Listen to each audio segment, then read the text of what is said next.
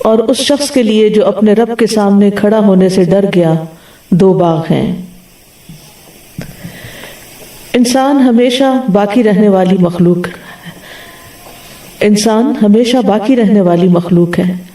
اس کی زندگی کا تھوڑا سا حصہ اس دنیا میں گزرتا ہے اور باقی سارا آخرت میں، جو مرنے کے بعد کی زندگی ہوگی۔ یہ دنیا عمل کی جگہ ہے اور آخرت جزا کی۔ آخرت کے لیے سب کچھ ہمیں اسی دنیا میں ہی کرنا ہے۔ اس لحاظ سے یہ عمر بہت ہی چھوٹی ہے۔ ہر گزرتا لمحہ آخری لمحہ ہے جو کبھی واپس نہیں آئے گا۔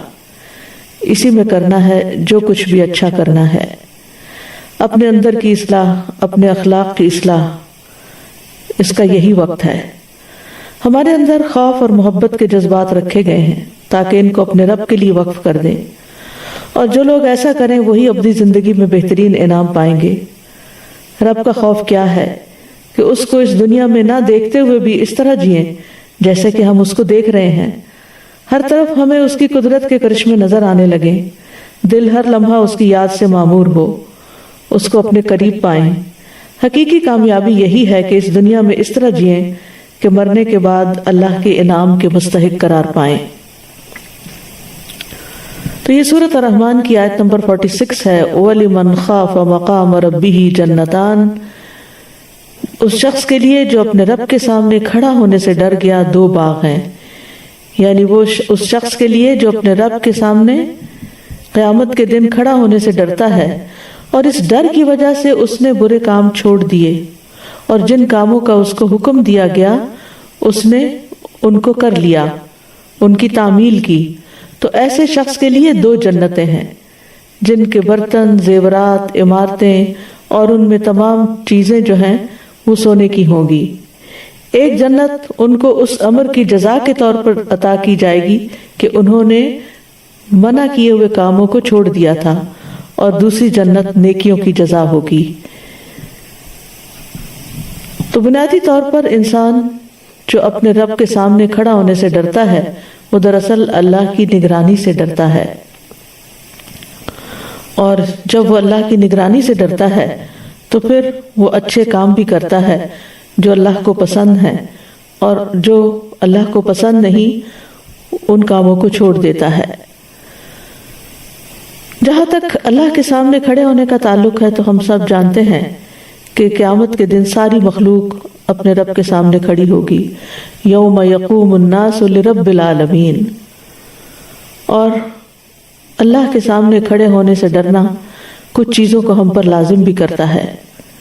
نمبر 1، اللہ سے ملاقات پر ایمان لانا، یعنی اس میں پہلی چیز جو پائی جاتی ہے وہ یہ ہے کہ ہم اللہ سے قیامت کے دن ملاقات کریں گے، تو اس کا یقین ہونا جو ہے یہ بڑا ضروری ہے۔ دوسرے یہ حرام کاموں سے بچنا اور نیک اعمال کرنا۔ تیسرے یہ کہ اللہ کے سامنے کھڑے ہونے کے ڈر سے فرائض ادا کرنا۔ عبداللہ بن عباس کہتے ہیں جو مومن اللہ کے سامنے کھڑے ہونے سے ڈرتے ہیں اور اپنے فرائض ادا کرتے ہیں تو اللہ نے ان سے جنت کا وعدہ کر رکھا ہے۔ گناہ کا ارادہ کرنے کے بعد اللہ کی یاد کی وجہ سے گناہ چھوڑ دینا، یعنی لمن خاف مقام ربہ، یعنی اس کو خیال آ جاتا ہے کہ مجھے تو اپنے رب کے سامنے کھڑے ہونا ہے، اپنے رب سے ملاقات کرنا ہے، تو میرا کیا بنے گا، اور اس طرح انسان اس برے کام کو اللہ کی نگرانی کو ذہن میں رکھتے ہوئے چھوڑ دیتا ہے اور اس کی بجائے نیکی کا رستہ اختیار کر لیتا ہے۔ ضحاک کہتے ہیں کہ یہ اس آدمی کے لیے ہے جو تنہائی میں اور ظاہر میں اللہ کی نگرانی کو ذہن میں رکھتا ہے اور حرام میں جو کچھ سامنے آتا ہے وہ اس کو اللہ کے ڈر سے چھوڑ دیتا ہے، اور وہ جو بھی نیکی کا عمل کرتا ہے اس کو اللہ کی طرف پہنچا دیتا ہے اور پسند نہیں کرتا کہ اس کے نیک عمل سے کوئی آگاہ ہو، یعنی وہ خفیہ طریقے سے خاموشی کے ساتھ چھپا کر نیکیاں کرتا ہے، اپنی نیکیوں کا اشتہار نہیں دیتا۔ اسی طرح اس کا مطلب یہ بھی ہے کہ اللہ کے ڈر سے انسان اپنی خواہشات کو ترک کر دے۔ قرآن مجید میں آتا ہے وَأَمَّا مَنْ خَافَ مَقَامَ رَبِّهِ وَنَهَى النَّفْسَ عَنِ الْهَوَى فَإِنَّ الْجَنَّةَ هِيَ الْمَأْوَى، اور رہا وہ شخص جو اپنے رب کے سامنے کھڑا ہونے سے ڈر گیا اور اس نے نفس کو خواہش سے روک لیا تو بے شک جنت ہی اس کا ٹھکانہ ہے۔ وَنَهَى النَّفْسَ عَنِ الْهَوَى، اور یہ اسی وقت ہو سکتا ہے جب انسان کے دل میں یہ یقین ہو کہ مجھے ایک دن رب کو جا کے ملنا ہے اور اس کے سامنے کھڑے ہونا ہے۔ قتادہ کہتے ہیں کہ بے شک مومن اس مقام میں اللہ کے سامنے کھڑے ہونے سے ڈرتے ہیں، وہ اللہ کے لیے عمل کرتے ہیں اور دن رات اس پر قائم بھی رہتے ہیں۔ حسن بصری کہتے ہیں کہ انہوں نے اللہ کی اطاعت کی، یعنی یہ وہ لوگ ہیں جو اللہ کی اطاعت کرتے ہیں اور اس میں خوب محنت کرتے ہیں اور ڈرتے رہتے ہیں کہ کہیں ان کے اعمال ریجیکٹ نہ کر دیے جائیں، یعنی اللہ تعالیٰ کہیں ان کو پسند نہ کرے اور قبول نہ کرے، تو اس بات کا انہیں بہت ڈر ہوتا ہے۔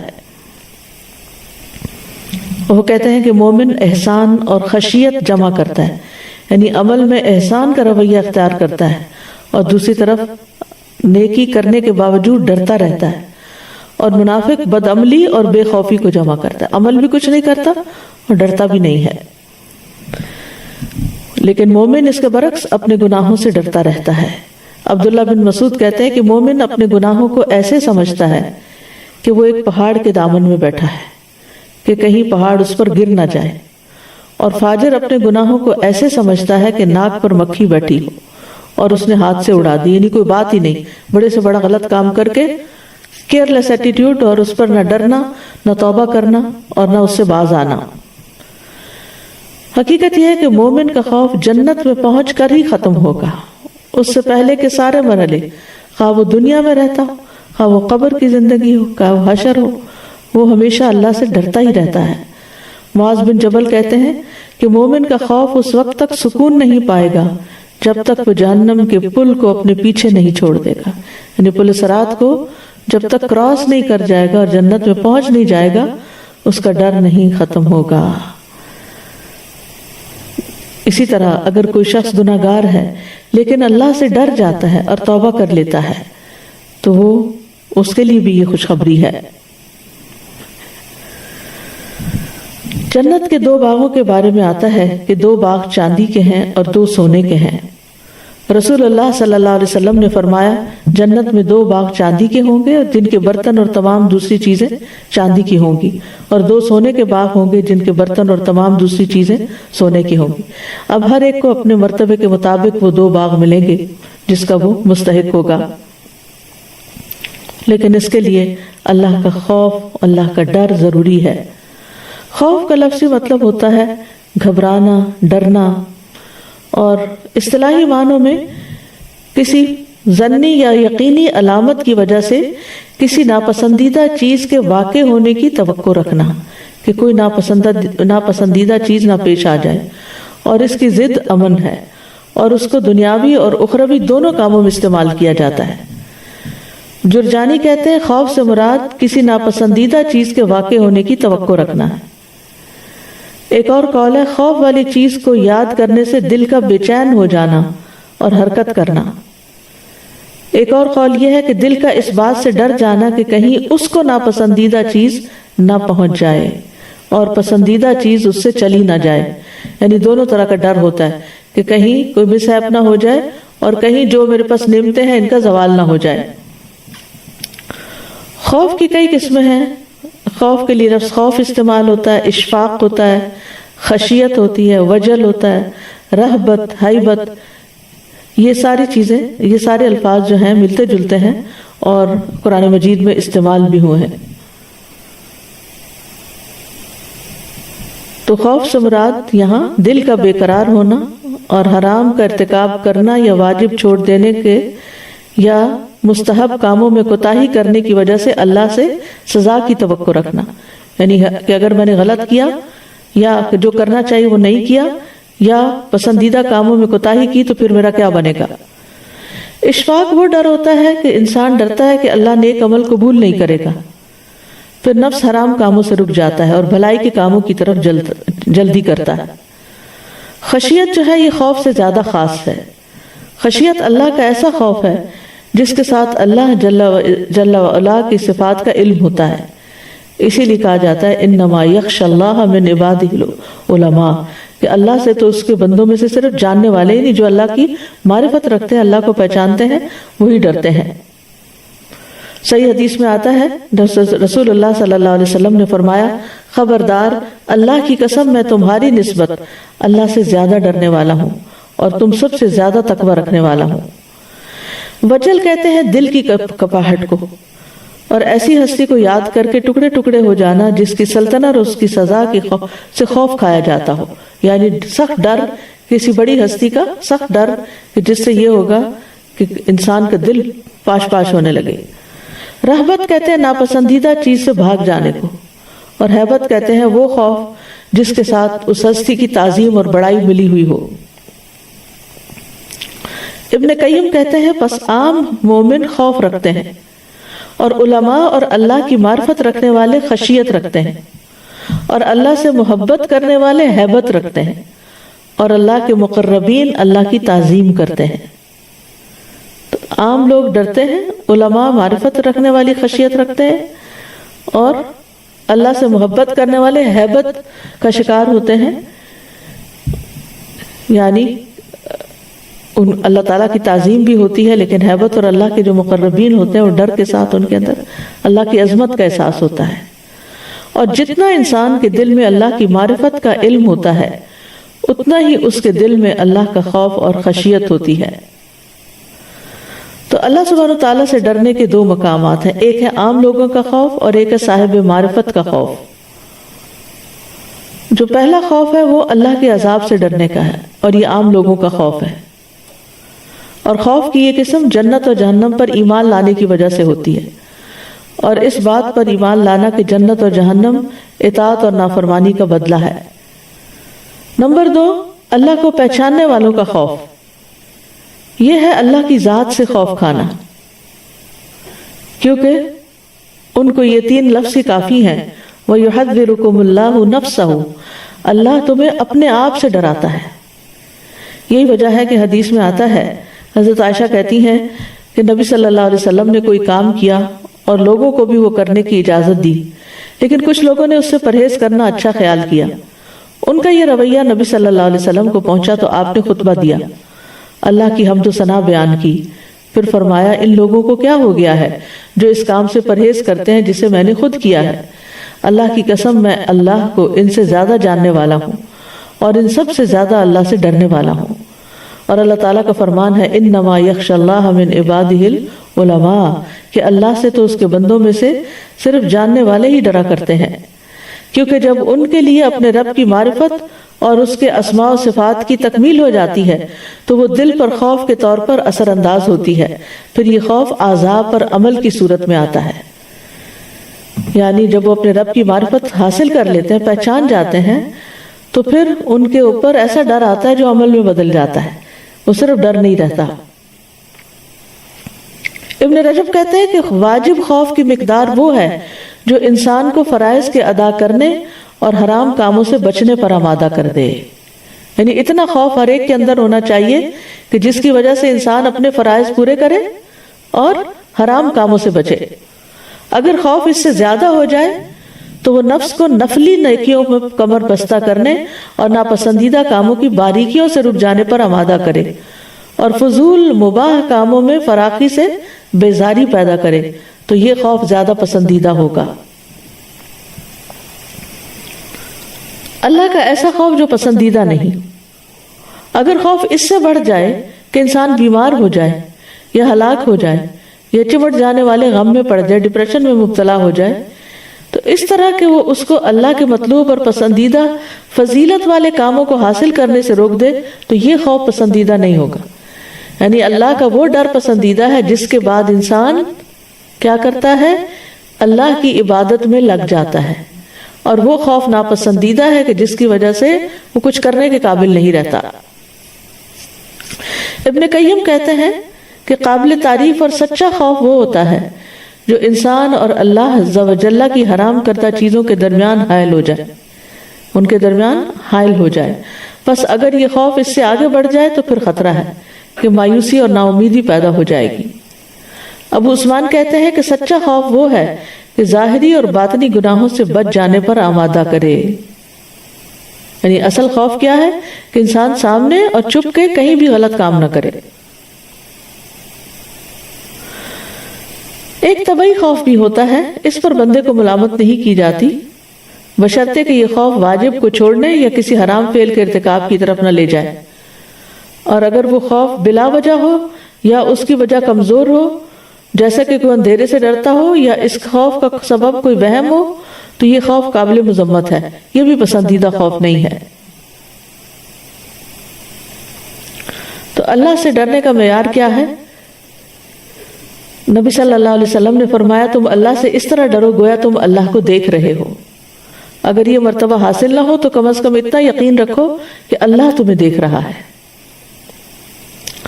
لیکن یہ یاد رکھیے کہ خوف کے ساتھ محبت کا ہونا بھی ضروری ہے۔ مومن کے دل میں جتنا اللہ کا ڈر ہو اتنی ہی اس سے اچھی امید بھی ہونی چاہیے، جبکہ اللہ کی محبت سب سے زیادہ ہونی چاہیے۔ محبت توحید کی شرائط میں سے ایک شرط ہے۔ والذین آمنوا اشد حبا للہ، ایمان والے ہی سب سے زیادہ اللہ سے محبت رکھتے ہیں۔ تو ہمیں امید اور خوف دونوں کے ساتھ اپنے رب کو پکارنا چاہیے۔ قرآن مجید میں آتا ہے اولئک الذین یدعون یبتغون الی ربہم الوسیلۃ ایہم اقرب ویرجون رحمتہ ویخافون عذابہ ان عذاب ربک کان محذورا۔ یہ سورۃ بنی اسرائیل کی آیت 57 ہے۔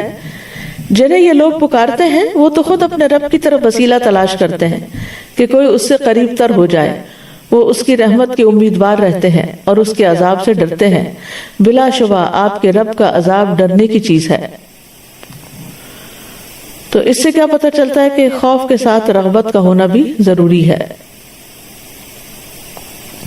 یعنی رحمت کے امیدوار ہونا بھی ضروری ہے۔ پیغمبروں کی صفت آئی ہے انہم کانوا یسارعون فی الخیرات ویدعوننا رغبا ورہبا وکانوا لنا خاشعین۔ بے شک وہ نیکیوں میں جلدی کرتے تھے اور ہمیں رغبت اور خوف سے پکارتے تھے اور وہ ہمارے ہی لیے عاجزی کرنے والے تھے۔ پھر یہ کہ خوف کے ساتھ مٹھاس اور اطمینان کا ہونا بڑا ضروری ہے، یعنی مومن جب اللہ سے ڈرتا ہے تو اس کے اندر کڑواہٹ نہیں آتی بلکہ ایمان کی حلاوت آتی ہے۔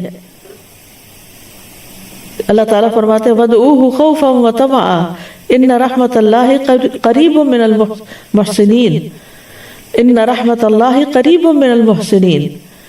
اسے خوف اور طمع سے پکارو، بے شک اللہ کی رحمت نیکی کرنے والوں کے قریب ہے۔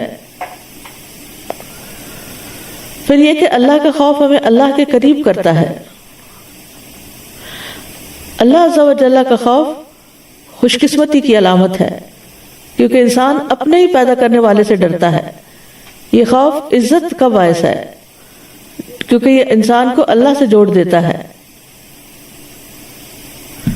انسان اللہ کی طرف پلٹ آتا ہے۔ اللہ سے ڈرنے کی اہمیت اور فضیلت کیا ہے؟ اللہ سے ڈرنے کی اہمیت اور اس کی فضیلت۔ اللہ کا خوف لازم ہے، یہ راستے کی منزلوں میں سے سب سے بڑی منزل ہے اور دل کے لیے بہت زیادہ مفید ہے۔ یہ ہر شخص پر فرض ہے، جیسا کہ ابن قیم کہتے ہیں کہ اللہ سے ڈرنا واجب ہے، جو نہیں ڈرتا وہ گناہگار ہے۔ یعنی ہم یہ نہیں کہہ سکتے کہ اللہ ہے صرف پیار ہی پیار، اللہ تعالیٰ سزا بھی دیتا ہے۔ صرف اللہ سے ڈرنے کا حکم ہے۔ وَإِيَّايَ فَارْهَبُونَ، لوگوں کی بجائے بھی اللہ سے ڈرنا چاہیے، جیسے سورۃ المائدہ میں آتا ہے فَلَا تَخْشَوُا النَّاسَ وَاخْشَوْنِي، تم لوگوں سے نہ ڈرو اور مجھ سے ڈرو۔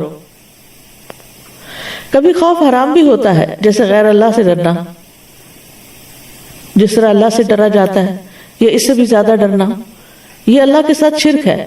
یہ ایسا ہی ہے جیسا کہ غیر اللہ سے اس طرح محبت کرنا جس طرح کی محبت اللہ سے کی جاتی ہے یا اس سے بھی بڑھ کر۔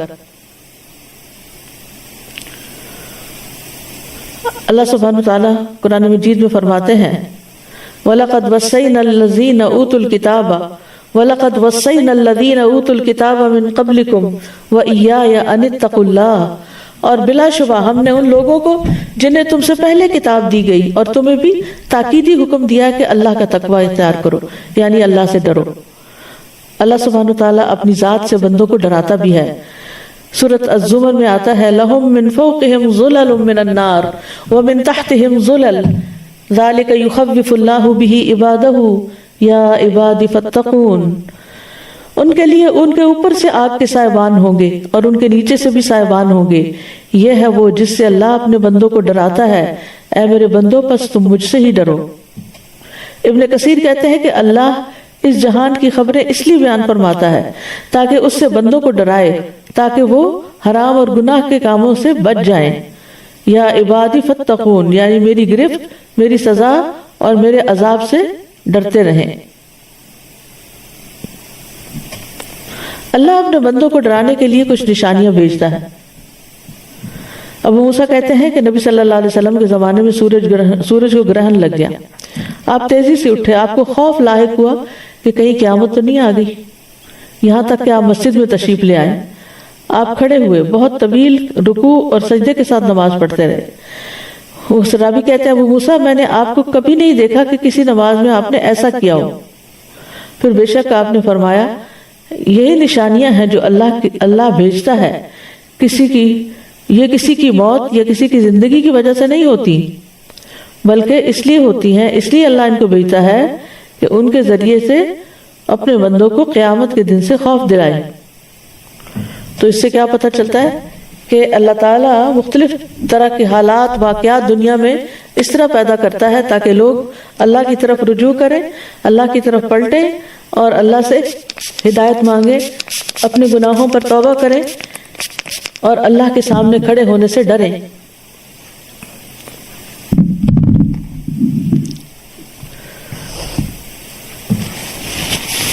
سورۃ الزمر میں آتا ہے لَهُم مِّن فَوْقِهِمْ ظُلَلٌ مِّنَ النَّارِ وَمِن تَحْتِهِمْ ظُلَلٌ ذَلِكَ يُخَوِّفُ اللَّهُ بِهِ عِبَادَهُ يَا عِبَادِ فَاتَّقُونَ، ان کے لیے ان کے اوپر سے آگ کے سائبان ہوں گے اور ان کے نیچے سے بھی ہوں گے، یہ وہ ہے جس سے اللہ اپنے بندوں کو ڈراتا ہے، اے میرے بندوں پس تم مجھ سے ڈرو۔ خوف اور ایمان لازم و ملزوم ہے۔ حافظ ابن حجر کہتے ہیں کہ بے شک خوف اعلیٰ مقامات میں سے ایک مقام ہے اور ایمان کی لازمی چیزوں میں سے ہے۔ قرآن مجید میں آتا ہے سورۃ آل عمران میں فَلَا تَخَافُوهُمْ وَخَافُونِ إِن كُنتُم مُؤْمِنِينَ، تم ان سے مت ڈرنا، مجھ سے ڈرنا اگر تم مومن ہو۔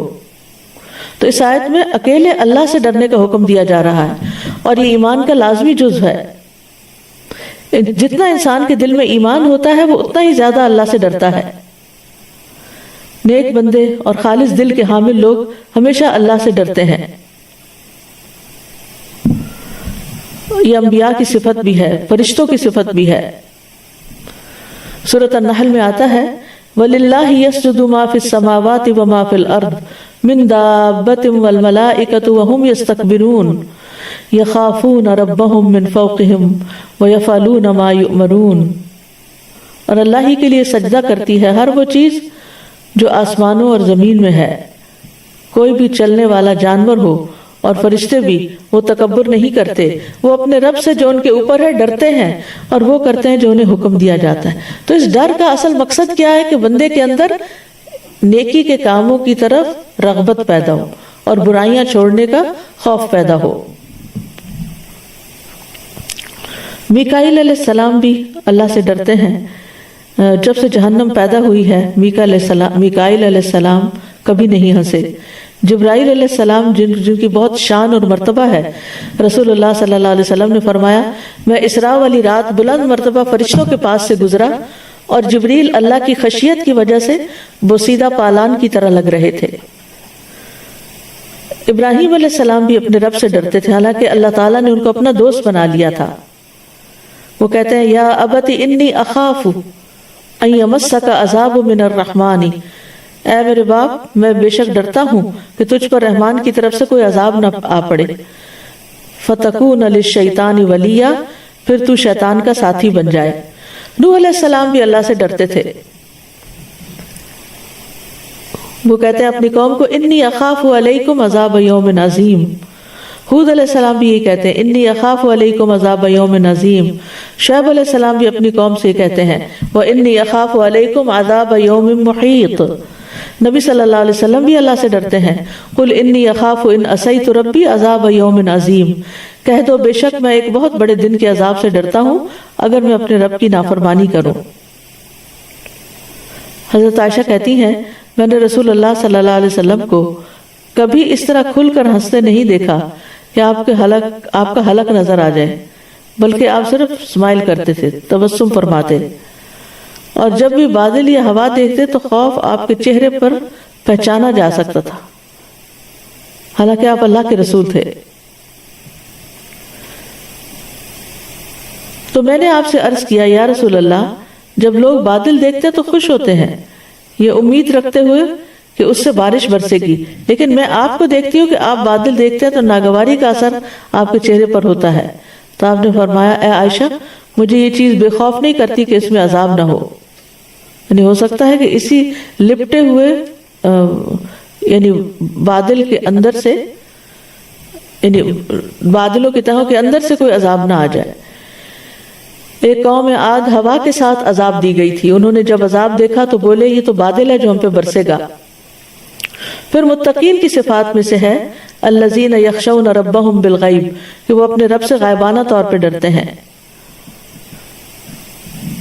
ابن رجب کہتے ہیں کہ اللہ کی قسم، اللہ نے مخلوق کو اس لیے پیدا کیا تاکہ وہ اس کو پہچانے، یعنی اللہ کو، اس کی عبادت کرے اور اس سے ڈرے۔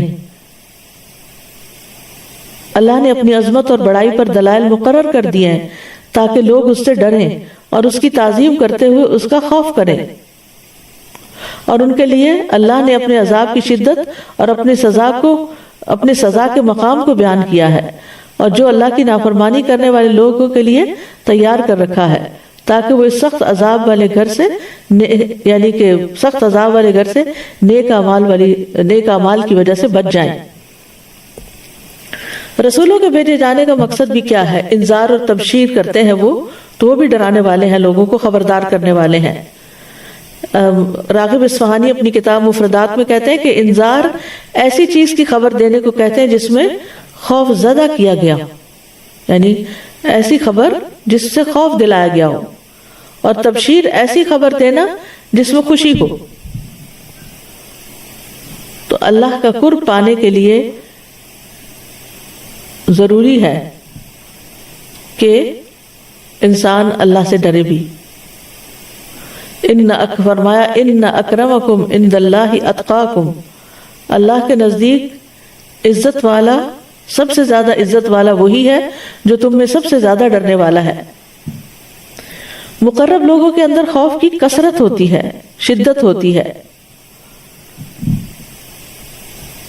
امام ابن قیم ایک مثال سے بات سمجھاتے ہیں اپنی کتاب مدارج السالکین میں کہ اللہ عز و جل کی طرف سفر کرنے والے کے دل کی مثال ایسی ہے جیسا کہ کوئی پرندہ ہو، اللہ کی محبت اس کا سر اور اللہ کا خوف اس کی رحمت کی امید، اور اسے دو پر ہوں، اس سے زائد یعنی پھر سر اور دونوں پر سلامت ہوں گے تو پرندے کی اڑان بھی عمدہ ہوگی۔ ٹھیک ہے، یعنی اللہ تعالیٰ کی طرف جو اللہ کی پہچان کرتا ہے، اللہ کی معرفت رکھتا ہے، تو وہ ایسا ہے جیسے کوئی پرندہ ہوتا ہے، پرندہ اڑ کے جا رہا ہے، تو اس کے ساتھ اس کو اللہ کی محبت بھی ہوتی ہے، اللہ کا خوف بھی ہوتا ہے، اور اللہ کی رحمت سے امید بھی ہوتی۔ تو تین چیزیں ہو گئی، محبت، خوف اور امید۔ کہتے اگر سر کاٹ دیا جائے تو پرندہ مر جائے گا، اور اگر اس کے بازو کھو جائے تو ہر شکاری اور ہر توڑ پھوڑ کرنے والے کا نشانہ بن جائے گا۔ یعنی اگر مراد کیا ہے کہ اللہ کی محبت سے مراد اس کا سر ہے، تو سر کاٹ دیا، محبت ختم، پرندہ ہی مر جائے گا۔ اس کی خوف اور اس کی رحمت کی امید اس کے دونوں پر ہیں، اگر یہ نہ رہے تو وہ اڑ ہی نہیں سکتا۔ اور پھر اگر یہ سب چیزیں سلامت ہوں گی تو پرندے کی اڑان بہتر ہوگی، یعنی اطاعت تیز تر ہوگی۔ سلف صالحین بھی اللہ سے ڈرا کرتے تھے۔ حضرت عمر کہتے ہیں کہ اگر کوئی آسمان سے اعلان کرنے والا اعلان کرے کہ اے لوگو تم سب لوگ جنت میں جا رہے ہو، صرف ایک آدمی نہیں جائے گا، تو مجھے ڈر ہوگا کہ کہیں وہ میں ہی نہ ہوں۔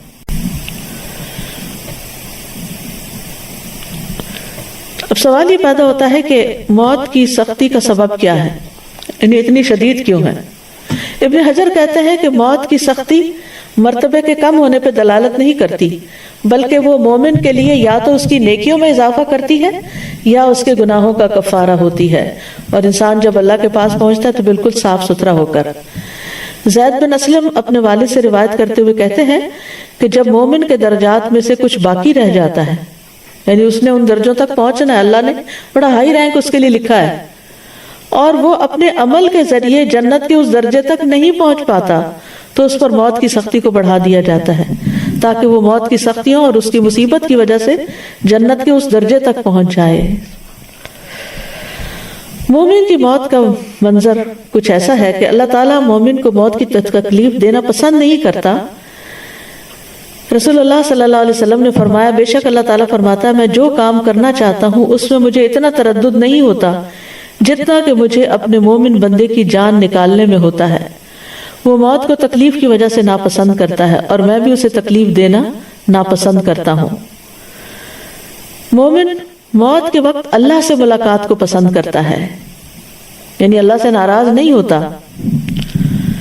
شریح بن ہانی کہتے ہیں، میں عائشہ رضی اللہ عنہ کی خدمت میں حاضر ہوا تو میں نے عرض کیا، اے ام المومنین، میں نے ابو ہریرہ سے سنا وہ رسول اللہ صلی اللہ علیہ وسلم سے حدیث روایت کرتے ہیں، اگر واقعتاً ایسا ہی ہے تو ہم تو ہلاک ہو جائیں گے۔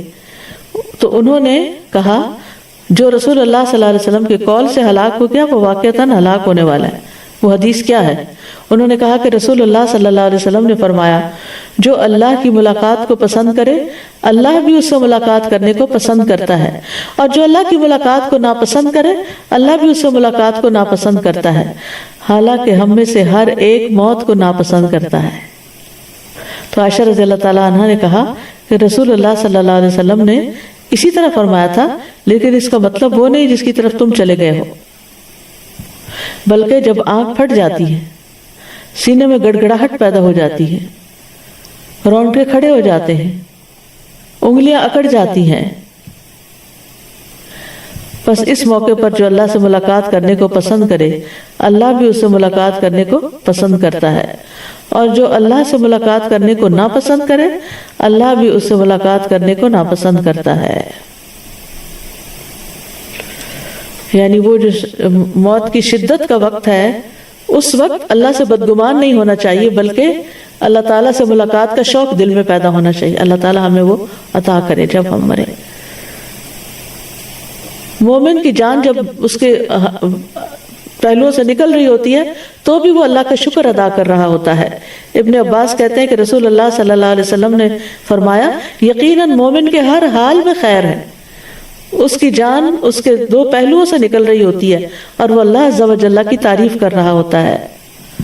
حسن بصری کہتے ہیں، مومن کے لیے راحت صرف اللہ کی ملاقات میں ہی ہے، اور جس کی راحت اللہ کی ملاقات میں ہو تو اس کی موت کا دن اس کے لیے مسرت اور خوشی اور امن اور عزت اور شرف کا دن ہوگا۔ عبداللہ بن مسعود کہتے ہیں کہ نبی صلی اللہ علیہ وسلم نے فرمایا، بے شک مومن کی روح پسینے سے نکلتی ہے، جبکہ کافر کی روح اس کی باٹ سے نکلتی ہے جیسے گدھے کی روح۔ مرتے ہی سلامتی اور جنت کی بشارت مل جاتی ہے۔ الذین تتوفاہم الملائکۃ طیبین یقولون سلام علیکم ادخلوا الجنۃ بما کنتم تعملون۔ وہ لوگ جو پاک سیرت ہوتے ہیں، فرشتے ان کی روح قبض کرنے آتے ہیں تو کہتے ہیں تم پر سلام ہو، جو اچھے عمل تم کرتے رہے ہو اس کے صلے میں جنت میں داخل ہو جاؤ۔ سورۃ الفجر میں آتا ہے، یا ایتھا النفس المطمئنہ ارجعی الی ربک راضیۃ مرضیہ فادخلی فی عبادی وادخلی جنتی۔ پھر یہ کہ مومن اچھے طریقے سے دنیا سے رخصت ہوتا ہے۔ فَأَمَّا إِن كَانَ مِنَ الْمُقَرَّبِينَ فَرَوْحٌ وَرَيْحَانٌ وَجَنَّةُ نَعِيمٍ وَأَمَّا إِن كَانَ مِنْ أَصْحَابِ الْيَمِينِ فَسَلَامٌ لَكَ مِنْ أَصْحَابِ الْيَمِينِ۔ پس اگر وہ مقربین میں سے ہو، مقرب بندوں میں سے، تو اس کے لیے راحت اور عمدہ رزق اور نعمت والی جنت ہے آگے، اور لیکن اگر وہ دائیں ہاتھ والوں میں سے ہوا تو تجھ پر سلام کہ تو دائیں ہاتھ والوں میں سے ہے۔ یہ فرق ہے مقربین ٹاپ کلاس اور سیکنڈ کلاس کا۔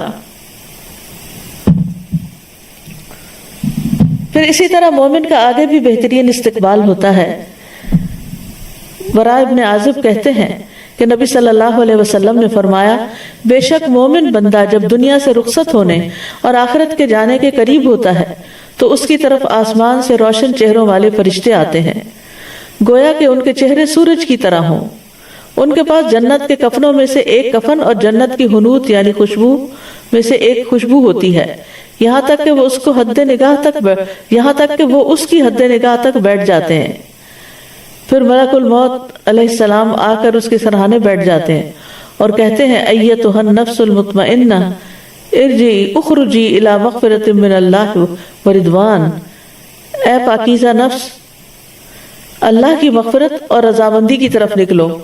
چنانچہ اس کی روح بہہ کر اس طرح نکل جاتی ہے جیسے مشکیزے کے منہ سے پانی کا قطرہ بہہ جاتا ہے۔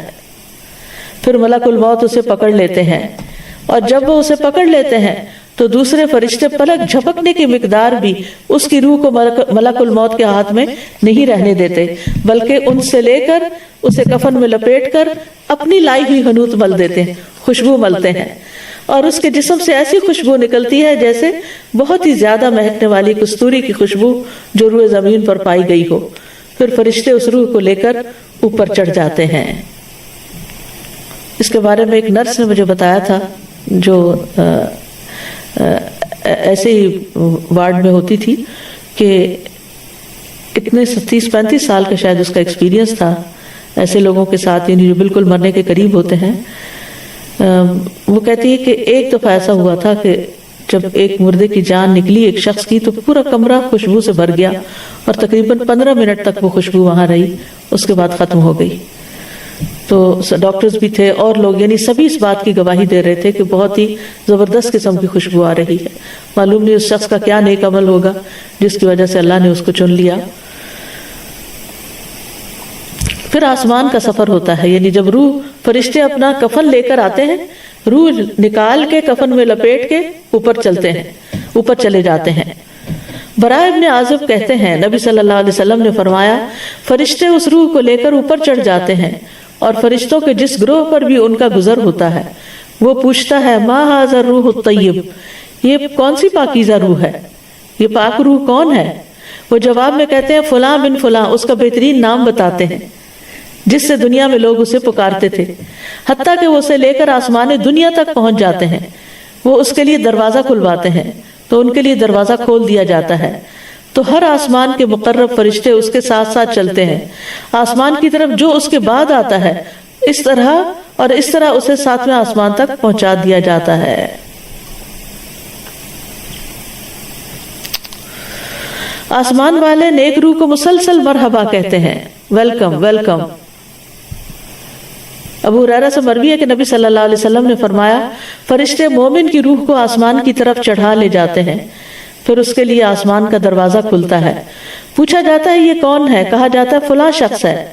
وہ کہتے ہیں پاک نفس کو جو پاک بدن میں تھی، داخل ہو جاؤ اے قابل تعریف اور خوش ہو جاؤ اللہ کی رحمت اور خوشبو سے اور اس رب سے جو تجھ پر ناراض نہیں۔ بلا شبہ برابر اسے یہی کہا جاتا ہے یہاں تک کہ روح آسمان تک پہنچ جاتی ہے جہاں اللہ عز و جل ہے۔ کیا مقام ہے، کیا درجہ ہے۔ پھر جسم جو ہوتا ہے وہ قبر میں دفنا دیا جاتا ہے، روح کو آسمان سے پھر حساب کتاب کے لیے دوبارہ قبر تک لایا جاتا ہے، ایک دفعہ وہاں پہنچ کے پھر وہ زمین پر آتی ہے۔ براء ابن عازب کہتے ہیں نبی صلی اللہ علیہ وسلم نے فرمایا جب روح کو 7ویں آسمان تک لے جایا جاتا ہے تو اللہ عز و جل فرماتا ہے میرے بندے کا نام اعمال علیین میں لکھ دو اور اسے واپس زمین کی طرف لے جاؤ، کیونکہ میں نے اپنے بندوں کو زمین کی مٹی سے پیدا کیا، اسی میں لوٹاؤں گا اور اسی سے دوبارہ نکالوں گا۔ چنانچہ اس کی روح جسم میں واپس لوٹا دی جاتی ہے۔ ہاں، شہید کی روح جو ہے وہ جنت کے باغوں میں کھاتی پیتی رہتی ہے۔ مومن میت کا جلد قبر کی طرف جانے کی خواہش کرنا۔ ابو سعید خدری کہتے ہیں کہ نبی صلی اللہ علیہ وسلم فرمایا کرتے تھے کہ جب جنازہ رکھا جاتا ہے پھر لوگ اسے کاندھوں پر اٹھاتے ہیں، اس وقت اگر مرنے والا نیک ہوتا ہے تو کہتا ہے قدمونی قدمونی، مجھے جلدی لے چلو، مجھے جلدی لے چلو، یعنی مجھے میرے انجام تک پہنچاؤ۔ دفنائے جانے کے بعد بھی باہر والوں کے قدموں کی چاپ سنتی ہے میت، انس رضی اللہ عنہ سے روایت ہے کہ نبی صلی اللہ علیہ وسلم نے فرمایا آدمی جب قبر میں رکھا جاتا ہے اور دفن کر کے اس کے ساتھی پیٹ موڑ کر رخصت ہوتے ہیں تو وہ ان کے جوتوں کی آواز بھی سنتا ہے، کیونکہ جب بائی دیٹ ٹائم روح واپس آ چکی ہوتی ہے۔ قبر کی زندگی، قبر آخرت کی منزلوں میں سے سب سے پہلی منزل ہے۔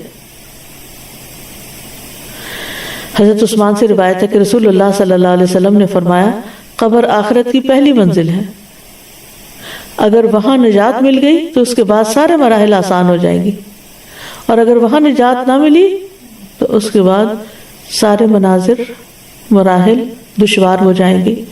اور رسول اللہ صلی اللہ علیہ وسلم نے فرمایا اللہ کی قسم میں نے جتنے منظر دیکھے ہیں قبر کا منظر ان سب سے زیادہ ہولناک ہے۔ استغفر اللہ۔ پھر قبر کے اندر سوال کیے جاتے ہیں، مرنے والا کہتا ہے مجھے چھوڑ دو میں نماز پڑھ لوں، یہاں بیٹھو میں نماز پڑھ کے آتا ہوں۔ یقیناً اگر تم ایسا کرو گے پہلے ہمیں اس کے بارے میں خبر دو جس کے بارے میں ہم تم سے سوال کر رہے ہیں۔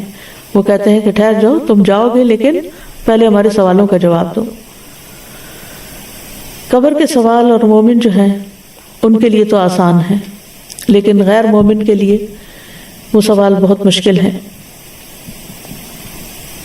آپ صلی اللہ علیہ وسلم نے فرمایا جب لوگ واپس چلے جاتے ہیں میت کو دفنا کر تو میت ان کے قدموں کی آہٹ سنتی ہے، جبکہ اس سے پوچھا جا رہا ہوتا ہے اے فلاں تیرا رب کون ہے، تیرا دین کیا ہے اور تیرا نبی کون ہے؟ فرمایا اس کے پاس 2 فرشتے آتے ہیں، اسے بٹھا دیتے ہیں اور کہتے ہیں من ربک، تمہارا رب کون ہے؟ وہ کہتا ہے ربی اللہ۔ پھر پوچھتے ہیں ما دینک، تمہارا دین کیا ہے؟ وہ کہتا ہے دین الاسلام، میرا دین اسلام ہے۔ وہ پوچھتے ہیں ما ھذا الرجل الذی بعث فیکم، یہ کون آدمی ہے جو تمہیں مبعوث کیا گیا تھا؟ وہ کہتا ہے ہوا رسول اللہ صلی اللہ علیہ وسلم، وہ اللہ کے رسول ہیں۔ پھر وہ کہتے ہیں وما یدریک، تجھے یہ باتیں کہاں سے پتہ چلی؟ قرأت کتاب اللہ، وہ کہتا ہے میں نے اللہ کی کتاب پڑھی، آمنت بہ، اس پر ایمان لایا، یعنی پڑھ لکھ کر اس نے ایمان قبول کیا۔